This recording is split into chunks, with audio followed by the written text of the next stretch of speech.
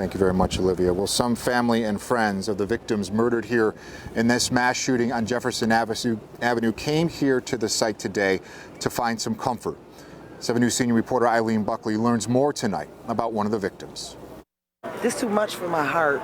Mercedes Patterson says her relative, who she identified as Hayward Patterson, was shot to death after a gunman opened fire in the Tops parking lot.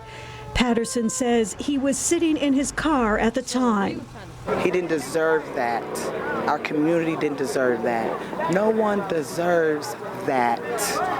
It's wrong.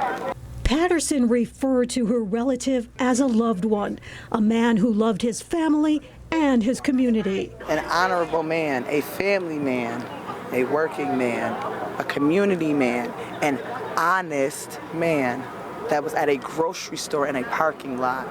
The pain is extremely raw for Lenny Lane with the Father's Organization, who tells me Patterson was a deacon at his church. It's heart-wrenching. It's heart-wrenching. It's heart-wrenching. Sorry. It's broken.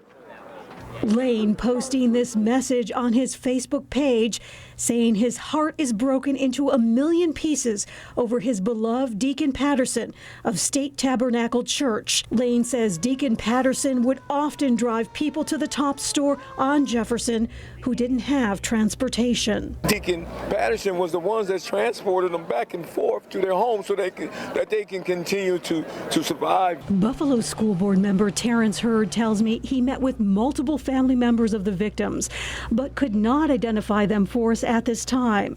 I did ask him about those he met with. All age ranges.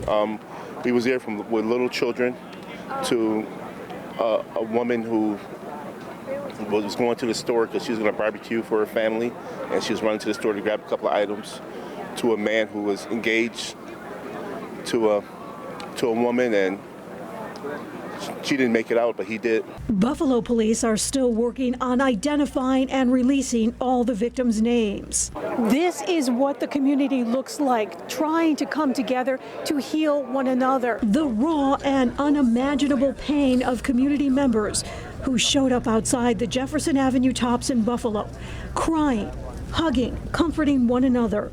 Michael Ray felt compelled to come to the scene. He lives nearby and says his mom always shops at the Tops location, calling the mass shootings a terrorist attack.